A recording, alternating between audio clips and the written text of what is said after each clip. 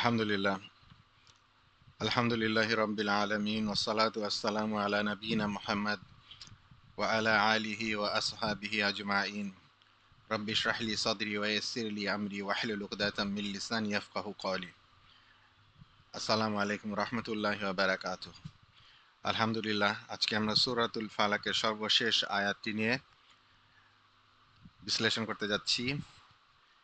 সর্বশেষ আয়াতটি হচ্ছে এই, আউযু বিল্লাহি মিনাশ শাইতানির রাজীম, বিসমিল্লাহির রহমানির রহিম, ওয়ামিন শাররি হাসিদিন ইযা হাসাদ। আয়াতের অর্থ হচ্ছে ওয়াও এবং মিন হতে শাররি অনিষ্ট, হাসিদিন হিংসুকের, ইজা যখন, হাসাদা সে হিংসা করে। অর্থাৎ আয়াতের অর্থ দাঁড়ায় আর হিংসুকের অনিষ্টতা থেকে যখন সে হিংসা করে। এরাবগত দিক থেকে ওয়াও হচ্ছে হরফু আতফ, মিন জার, শাররি হচ্ছে মাজরুর, জার মাজরুর মিলে এটা মুতাল্লিক হয়েছে আউযু এর। আউযু হচ্ছে সর্বপ্রথম আয়াত যেটি, কুল আউযু বিরাব্বিল ফালাক, এই আউযুর সাথে এটা মুতাল্লিক হয়েছে শেষ আয়াতের অমিন শাররি হাসিদিন। এখানে শাররি হচ্ছে মুদাফ, হাসিদিন হচ্ছে মুদাফ ইলাইহি। যেহেতু হাসিদিন মুদাফ ইলাইহি, আমরা সবাই জানি যে মুদাফ ইলাইহির কাসরা দিয়ে শেষ হয়, তো মাজরুর বিল কাসরা, হাসিদিন দালের নিচে কাসরা হচ্ছে। ইজা যখন, এটা হচ্ছে জরফ, এটা হচ্ছে জরফুজ জামান বলে, এটা সময়ের জরফ, মাবনি আলা সুকুন। হাসাদা ফেল মাদি, মাবনি আলাল ফাতহা, এটা মাবনি ফাতহা দিয়ে হয়েছে, ফাতহা জাহিরা হাসাদা। আর এটা ফাইল হচ্ছে দমির মুস্তাতির হুয়া ফাইল, এখানে ফাইল হুয়া হিসেবে হুয়া উজ্জ রয়েছে এখানে। হাসাদা মানে হচ্ছে সে হিংসা করে, সুতরাং সে শব্দটি আরবিতে উজ্জ রয়েছে, হুয়া।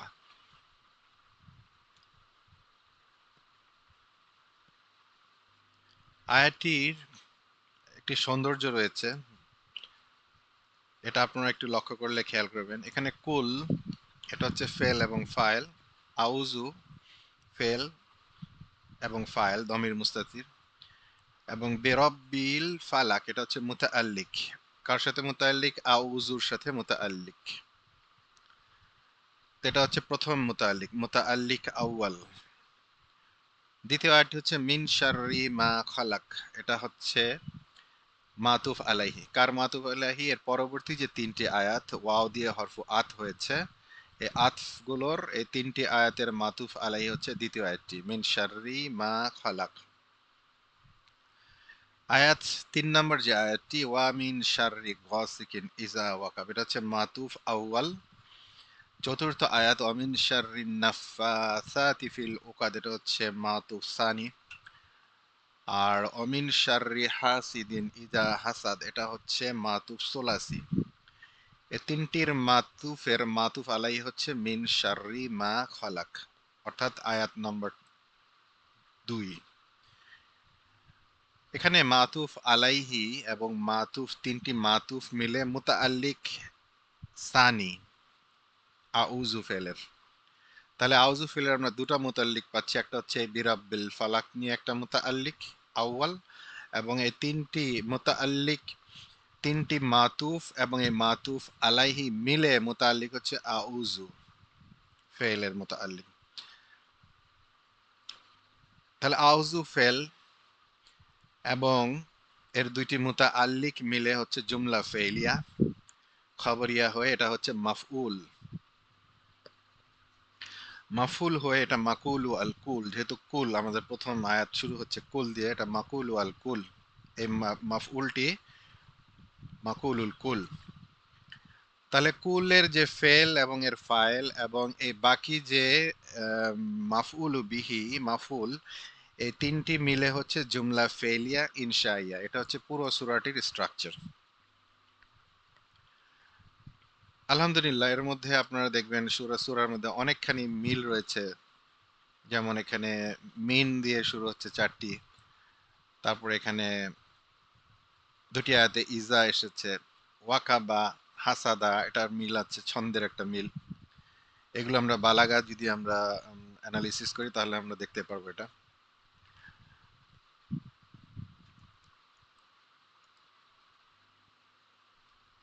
সময় সংক্ষিপ্ততার কারণে আমরা বালাগাতে আজকে না যাই, আমাদের এখানে সূরার তাফসিরে চলে আসি।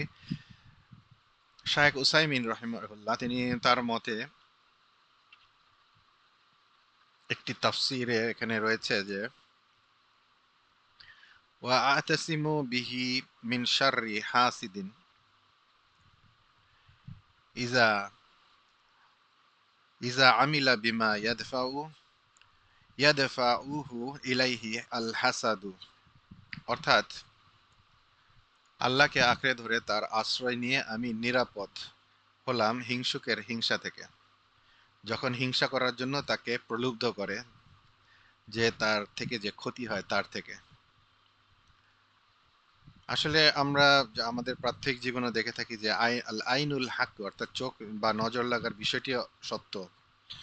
যেমন আমরা ফেসবুকে আমাদের বিভিন্ন ছবি আপলোড করে থাকি কোনো একটা না জেনেই, আর এতে অনেকের চোখ পড়ে যায়, নজর লেগে যায়, যেটা আমরা বলি হিংসা। আসলে হিংসা জিনিসটি অনেক সূক্ষ্ম, অনিচ্ছা সত্ত্বেও যে কারো বদনজর পড়ে যেতে পারে যে কোনো কিছুতে। তাই আমাদের প্রত্যেকটা ক্ষেত্রে আমাদের সুবহান আল্লাহ, মাশা আল্লাহ, বারাকাল্লাহ ফি, এগুলো বলা উচিত। যে কোনো ভালো জিনিস দেখলে সুবহান আল্লাহ, মাশা আল্লাহ, এগুলো বলা উচিত।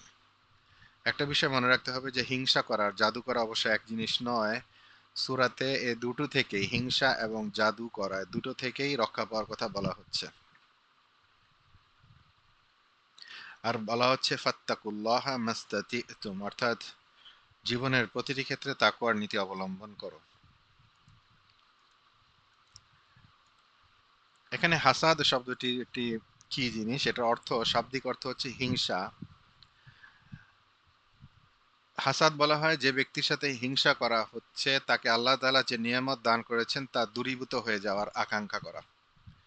যেমন কোনো ব্যক্তিকে আল্লাহ তাআলা যে অনুগ্রহ দিয়েছেন তা দেখে কোনো ব্যক্তির মনে জ্বালা অনুভব হয় এবং সে আশা করে যাতে ওগুলো থেকে তার থেকে ছিনিয়ে নেওয়া হয় এবং ছিনিয়ে নিয়ে তাকে দিয়ে দেওয়া হয়, এবং কমপক্ষে তার থেকে তাকে না দেওয়া হোক, কমপক্ষে তার থেকে যেন এগুলো ছিনিয়ে নেওয়া হয় এই আশা করে, এটা হচ্ছে হিংসা।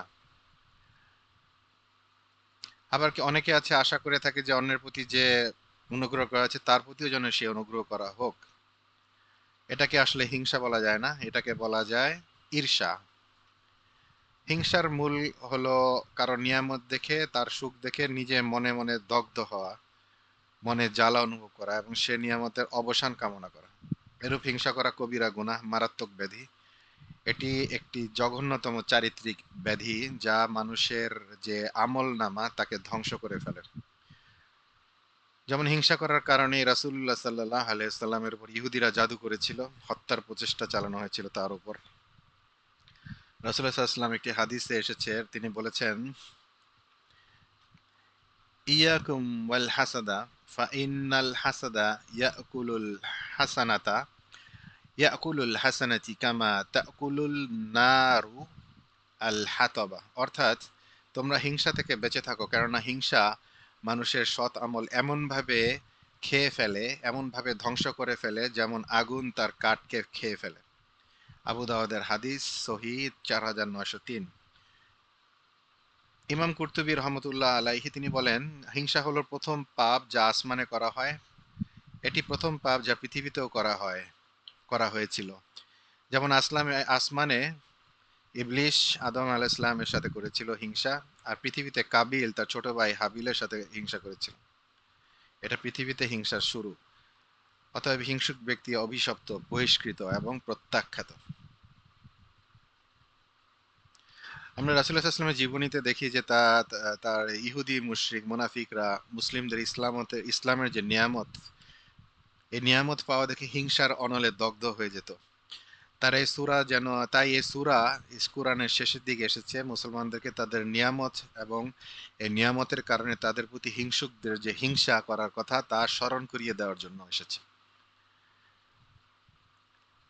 রাসূলুল্লাহ সাল্লাল্লাহু আলাইহি ওয়াসাল্লামের প্রতি যে হিংসা পোষণকারীর সংখ্যা জগতে অনেক, এ কারণেও বিশেষভাবে হিংসা থেকে আশ্রয় প্রার্থনা করা হয়েছে এবং রাসূলুল্লাহ সাল্লাল্লাহু আলাইহি ওয়াসাল্লামকে এ ব্যাপারে নির্দেশ প্রদান করা হয়েছে এই সূরার মাধ্যমে। হিংসা যেহেতু হারাম এবং মহাপাপ, সেহেতু এখানে এই আয়াতে এই সূরাতে হিংসুক যখন হিংসা বলা হয়েছে যে হিংসুক যখন হিংসা করে তখন তার মনের আগুন নেভানোর জন্য নিজের কথা এবং কাজের মাধ্যমে তার কোনো পদক্ষেপ নেয়, তার হিংসাকে প্রকাশ করে, সে অবস্থায় তার অনিষ্টকারী তা থেকে বাঁচার জন্য আশ্রয় নিতে নির্দেশনা দেওয়া হয়েছে এই সূরাতে।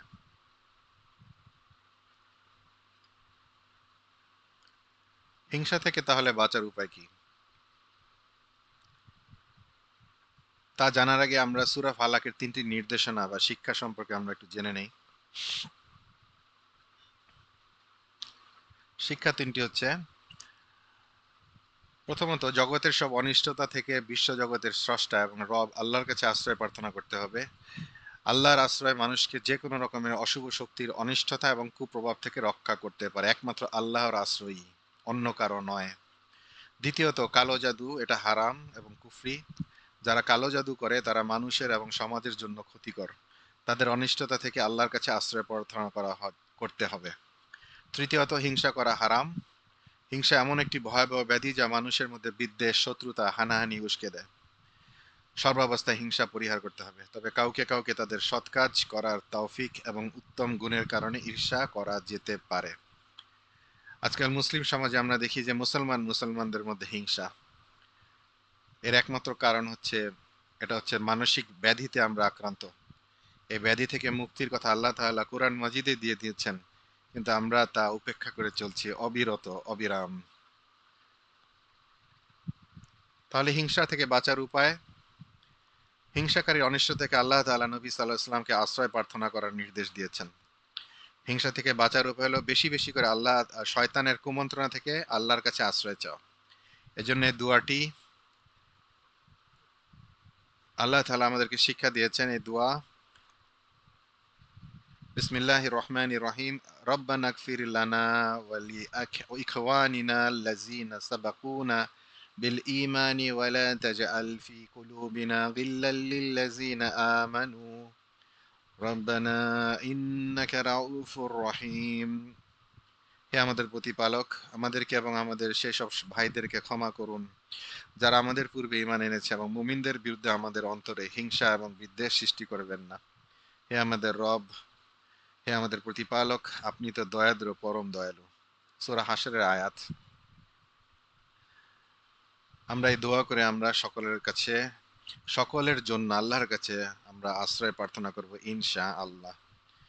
তো এই ছিল আমাদের সূরাতুল ফালাকের সর্বশেষ আয়াতের বর্ণনা। আমাদের পরবর্তী সূরার বিশ্লেষণ এবং ব্যাখ্যা শোনার জন্য আপনারা আমাদের সাথেই থাকবেন আশা করি। তো আজকে আমরা শেষ করছি এখানেই। সুবহানাকাল্লাহুম্মা ওয়া বিহামদিকা আশহাদু আল্লা ইলাহা ইল্লা আনতা আস্তাগফিরুকা ওয়া আতুবু ইলাইক।